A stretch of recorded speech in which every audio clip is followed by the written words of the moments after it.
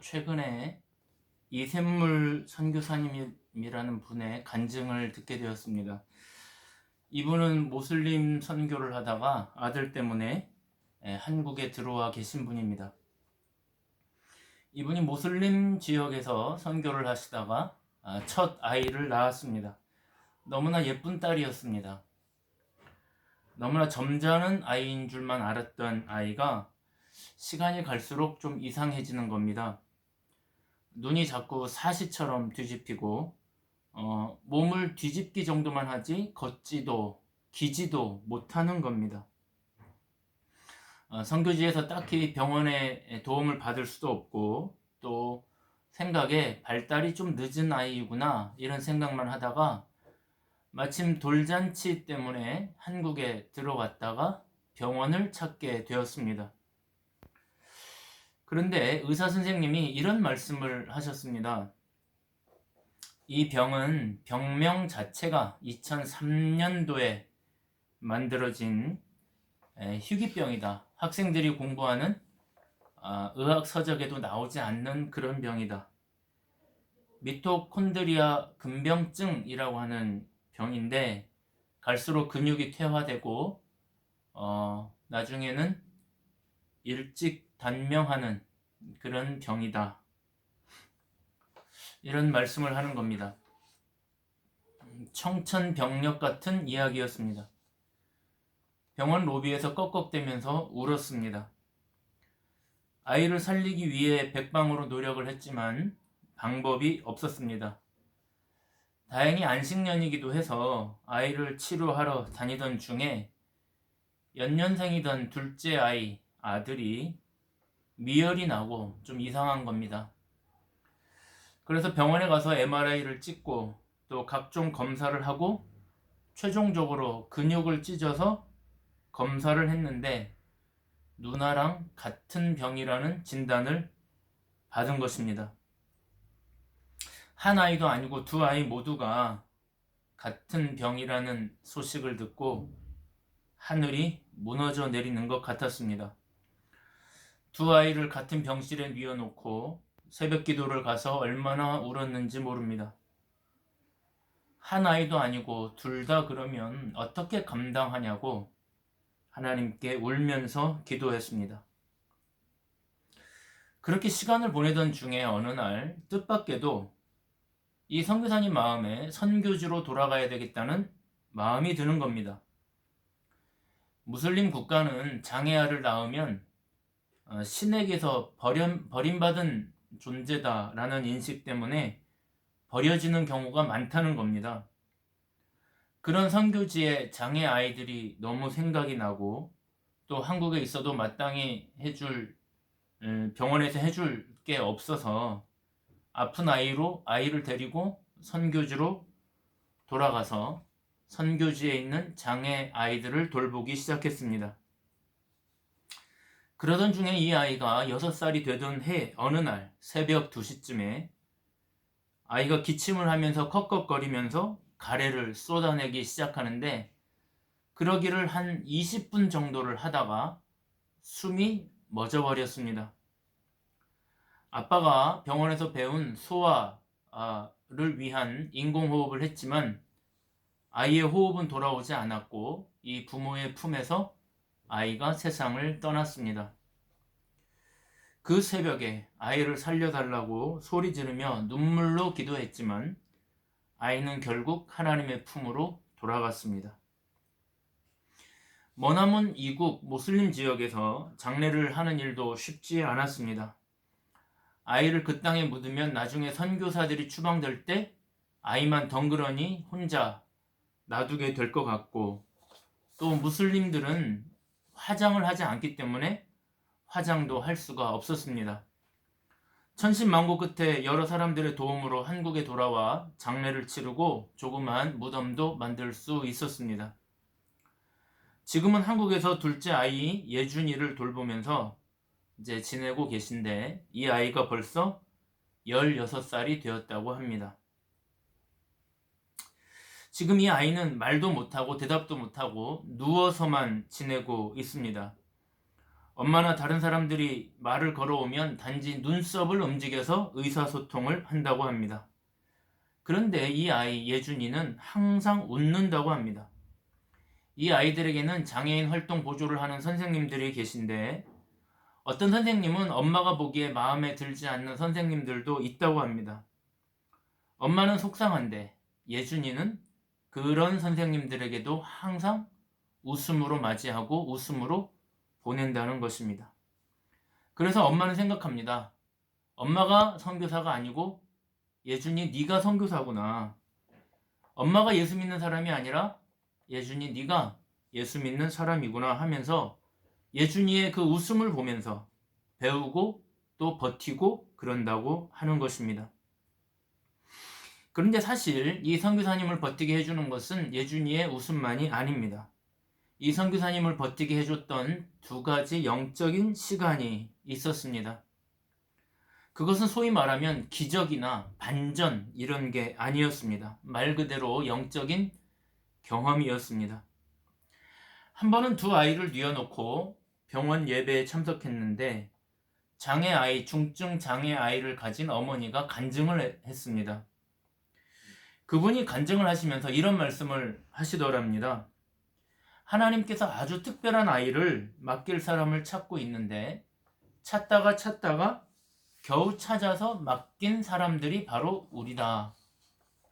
아주 특별한 아이들을, 이 특별한 아이들을 돌볼 특별한 부모님을 찾는데 그 하나님에게 택함을 받아서 맡겨진 사람들이 바로 우리라는 것입니다. 그 간증을 들으면서 특별한 아이라고 하는 이 어머니의 이 단어가, 그의 표현이 그녀의 마음을 울려왔습니다.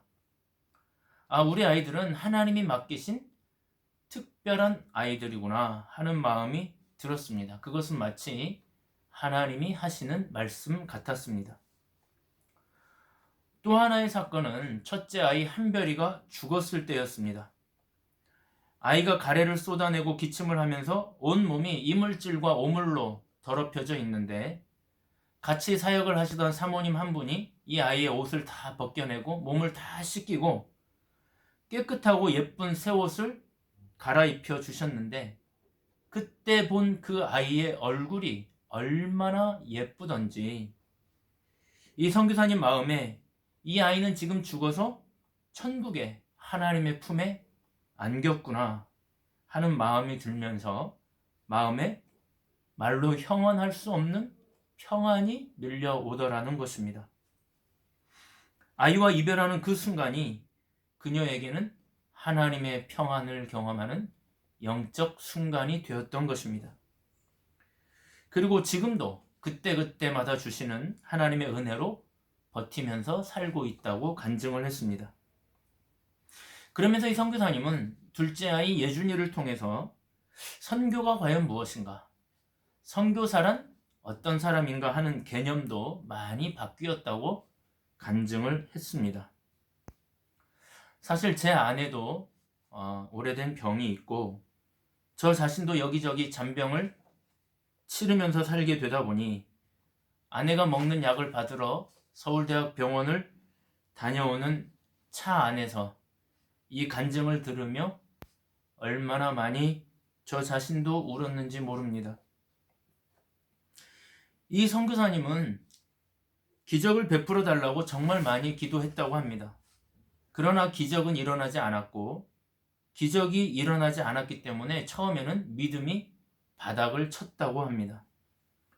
그러나 지금은 기적을 보지 못했지만 오히려 믿음이 더 굳건해졌다고 말했습니다. 기적이 아닌 다른 것이 그녀의 영혼을 충만하게 채웠기 때문입니다. 사랑하는 여러분, 우리 기독교 안에는 기적이 많이 일어나기도 합니다. 그러나 우리 기독교는 기적을 보기 때문에 믿는 종교가 아닙니다. 밥을 먹고 배부르기 때문에 이 종교를 믿는 것이 아닙니다. 우리 기독교가 다른 종교보다 기적이 많이 일어나고 우리가 원하는 기도 제목들이 타 종교보다 월등히 많이 응답되기 때문에 우리가 이 종교, 이 기독교를 믿는 것이 결코 아닙니다. 우리가 먹는 양식은 따로 있습니다.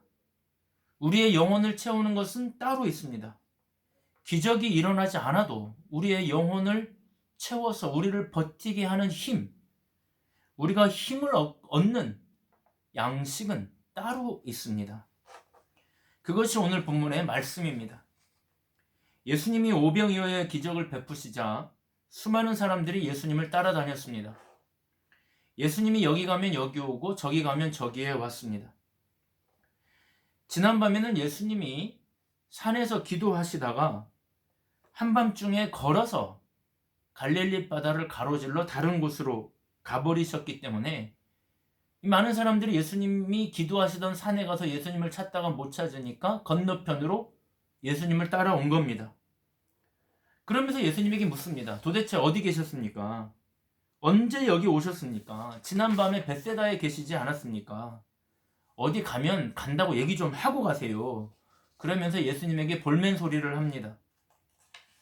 그런데 예수님께서 그 볼멘 소리들을 달가워하지 않으십니다. 그러면서 26절, 27절에 보니까 이렇게 말씀합니다. 예수께서 대답하여 이르시되 내가 진실로 진실로 너희에게 이르노니 너희가 나를 찾는 것은 표적을 본 까닭이 아니요 떡을 먹고 배부른 까닭이로다. 썩을 양식을 위하여 일하지 말고 영생하도록 있는 양식을 위하여 하라. 이렇게 말씀합니다. 여러분, 예수님의 말씀을 잘 읽어야 합니다. 너희가 나를 찾는 까닭은 표적을 보았기 때문이 아니다. 먹고 배불렀기 때문이다. 이렇게 말씀합니다. 먹고 배불렀기 때문에 또 나를 찾는구나. 이렇게 말씀합니다. 이 구절에서 우리가 눈여겨보아야 할 구절은 표적을 보았기 때문이 아니라 먹고 배불렀기 때문이다. 표적을 보아야 한다. 이렇게 말씀하는 구절입니다. 이것을 잘못 이해하면 표적을 보고 믿으라. 쉽게 말하면 기적을 보고 믿으라. 이렇게 말씀하시는 것 같은데 그런 뜻이 아닙니다. 요한복음에서 표적이라는 말은 단지 기적이라고 기록되지 않고 표적이라고 기록합니다. 표적이란 말을 영어로 하면 miraculous signs 이렇게 합니다. 기적의 뜻, 기적의 sign, 기적의 의미 그런 뜻입니다. 그러니까 예수님이 하신 말씀은 기적의 의미, 기적의 뜻을 보지 않고 기적의 사인을 깨닫지 못하고 먹고 배불렀기 때문에 나를 찾는구나 이렇게 말합니다. 내가 베푼 기적의 의미를 알지 못하고 내가 베푼 기적의 뜻을 알지 못한 채 단지 먹고 배불렀기 때문에 나를 찾는 것이구나. 그렇게 나를 찾을 거면 먹고 배부르기 위해서 나를 찾을 것이라면 난 그런 사람 아니다. 그런 식으로 나를 찾지는 마라. 이렇게 얘기하셨다는 뜻입니다. 그러면서 예수님은 그렇게 육신의 배를 채우는 일로 육신으로 먹고 사는 문제로 나를 찾지 말고 영적인 양식, 생명의 양식을 먹어라. 생명의 양식을 먹는 것이 하나님의 뜻이다. 이렇게 말씀합니다. 그것이 오늘 우리가 읽은 말씀의 요지입니다. 이런 내용이 59절까지 길고 어렵게 기록되어 있지만 요지는 그런 겁니다. 그러면 오늘 우리가 먹어야 되는 그 양식이 뭔가? 단지 육신의 배를 부르게 하는 양식이 아니라 우리의 육신의 욕망을 채우는 양식이 아니라 우리의 영혼을 채우는 생명의 양식, 영적 양식이라는 말은 무슨 말인가? 이것이 오늘 말씀의 핵심인 것입니다. 그래서 오늘 본문을 읽으면서 예수님의 기적을 보면서 우리는 이 기독교의 핵심으로 들어가야 된다. 그런 뜻입니다. 이게 왜 중요하냐 하면은 본질적으로 우리를 버티게 하는 힘은 바로 기적이 아니라 생명의 양식, 하늘로부터 오는 양식을 먹어야 하기 때문입니다. 그게 우리를 버티게 하는 것이지 기적을 보았다고 우리가 버티는 것은 아닙니다. 그래서 오늘은 아주 잠깐만 그 말씀의 요지를 가지고 은혜를 나누려고 하는 것입니다. 오늘 우리가 말씀을 59절까지 다 읽지는 않았지만 예수님과 유대인들이 나눈 이야기, 이 긴 구절, 59절까지의 긴 이야기는 딱 네 단어로 규정된 하나의 표현이 있습니다. 그게 핵심입니다. 네 단어로 규정된 표현이 뭐냐면은 하늘에서 내려오신 생명의 양식, 이렇게 표현할 수 있습니다. 우리가 먹어야 되는 양식은 하늘에서 내려온 생명의 양식이어야 한다는 것입니다. 여기에는 매우 중요한 네 가지 키워드가 있습니다. 첫째는 하늘에서 할 때 하늘입니다. 여러분, 우리는 하늘에서 내려온 양식을 먹어야 됩니다. 예수님이 주시는 양식은 하늘에서 옵니다. 하늘이란 말은 우리가 보는 저 파란 하늘을 말하는 것이 아니라 이 세상의 양식, 이 세상의 밥과 완전히 다른 차원의 밥, 완전히 다른 차원의 양식을 말합니다. 그것은 아이가 죽어감에도 일어나게 하고 내 아이가 아픈데도 선교지를 향하게 하는 그런 양식입니다. 완전히 다른 차원입니다. 예수님이 주시는 양식은 하늘의 거룩하고 영광스럽고 능력 있는 양식을 말합니다. 그게 뭔가? 바로 평안과 위로와 능력과 힘, 이런 겁니다. 여러분, 6살짜리 아이가 눈앞에서 죽어가는데 어떻게 마음에 평안이 임합니까? 세상에서는 상상이 안 되는 평안입니다. 그것은 하늘에서 내려왔기 때문에 가능한 것입니다. 나는 오늘 저와 여러분이 이 평안, 하늘에서 내려오는 평안으로 저와 여러분의 영혼이 충만하게 되기를 주님의 이름으로 축복합니다. 하늘에서 내려오는 하늘 평안으로, 하늘에서 내려오는 하늘 능력으로 여러분의 영혼이 충만하기를 바랍니다. 두 번째 키워드는 내려온이라는 말입니다. 내려온이라는 말은 위에서부터 내려온다는 뜻이 아니고 저 공중에서 내려온다는 뜻이 아니고 외부로부터 온다는 뜻입니다. external, 밖으로부터 온다는 것입니다. 우리가 기도하고 예배를 드릴 때 이 양식은 외부로부터 옵니다. 하늘에서 내려와서 우리 영혼 안에 채워집니다. 내가 평안해져야 되겠다 결심으로 되는 것이 아니고 외부로부터 그 평안이 임하는 겁니다. 저는 이런 경험을 참 여러 차례 했습니다. 저는 원래 사람을 많이 사랑하는 사람이 아닙니다. 그런데 기도하고 있으면 외부로부터 사랑이 제 영혼 안에 내려와서 채워집니다. 조금씩 채워져서 사랑을 하게 되는 것입니다. 내가 사랑하려고 해서 생기는 감정이 아닙니다. 외부로부터 제 안에 조금씩 기도하는 동안 채워지는 겁니다. 소망도 마찬가지입니다. 내가 소망을 가져야 되겠다 그렇게 해서 되는 것이 아닙니다. 소망의 마음이 외부로부터 와서 제 안에 조금씩 채워지는 겁니다. 힘도 마찬가지입니다. 내가 힘을 내야지 해서 힘이 나는 것 아닙니다. 기도할 때 그 힘이 외부로부터 오는 능력이 제 안에 조금씩 채워져서 힘이 나는 겁니다. 세 번째는 생명이라는 단어입니다. 이 단어는 단지 우리의 육신의 생명을 말하는 것이 아닙니다. 새로운 생명, 참 생명, 영적 생명을 말합니다. 이것이 새 생명의 양식입니다. 여러분, 이 새 생명의 양식을 먹으면 이 세상에서의 생명은 물론 중요하긴 하지만 그렇게 중요하게 생각되지 않습니다. 이까지 육신의 생명을 가지고 그렇게 오래 살고 싶다는 생각도 들지 않습니다. 이 육신의 생명은 영적 생명, 더 영원한 생명을 위해 기꺼이 바칠 수도 있겠다 하는 생각이 듭니다. 새로운 차원의 생명을 더 생각하게 됩니다. 그것이 바로 영적인 생명을 구원하는, 영혼을 구원하는 그런 마음이 생기는 겁니다. 영적 생명을 구원하고자 하는 마음이 생깁니다.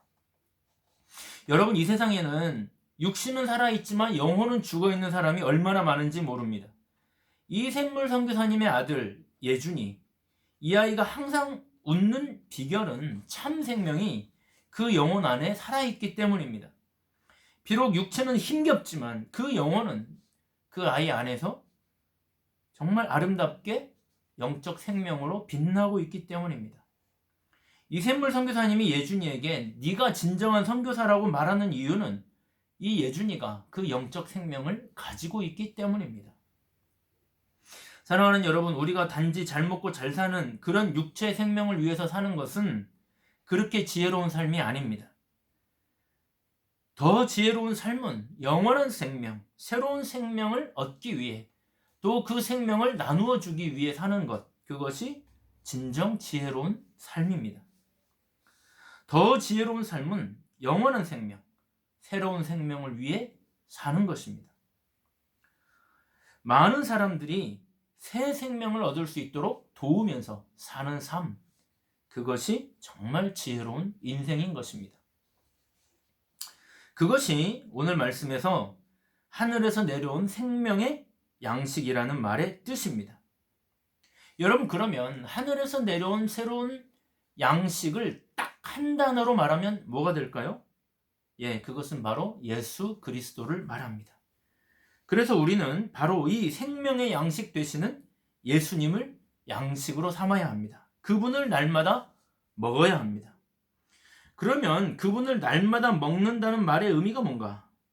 그것은 날마다 말씀을 읽고 그 말씀을 섭취하면서 날마다 기도하며 그분의 영적인 임재를 체험하는 것을 말합니다. 예수님의 말씀을 먹고 그분의 영적 기운을 마시는 것을 말합니다. 여러분, 우리는 하루에 3번 밥을 먹습니다. 그런데 하루에 한 번도 말씀과 기도를 하지 않는다면 우리는 새 생명의 양식을 먹을 수가 없습니다. 우리가 3일에 한 번 양식을 먹거나 일주일에 한 번 밥을 먹거나 그런 사람이 없지 않습니까? 그런데 영적으로는 그렇게 하는 사람들이 너무 많은 겁니다. 그거는 영적인 측면에서 볼 때 정상이 아닌 겁니다. 사랑하는 여러분, 저는 저와 여러분이 하루에 한 번 이상, 가능하다면 하루에 3번 밥을 먹고 하루에 3번 생명의 기운을 마시기를 바랍니다. 어떤 분이 얘기하기를 하루에 5번 하늘을 보고 심호흡을 하는 사람은 행복한 사람이다, 이런 얘기를 하는 걸 들었습니다. 저는 저와 여러분이 하늘, 저 눈에 보이는 하늘이 아니라 우리와 차원이 다른 하나님이 계시는 그 하늘을 바라보면서 하루에 3번 이상 호흡을 하고 은밀한 시간에 그분의 양식을 먹으면서 저와 여러분이 이 험한 세상에서 기뻐하며 승리하며 살아가는 저와 여러분 되실 수 있기를 주님의 이름으로 축복합니다.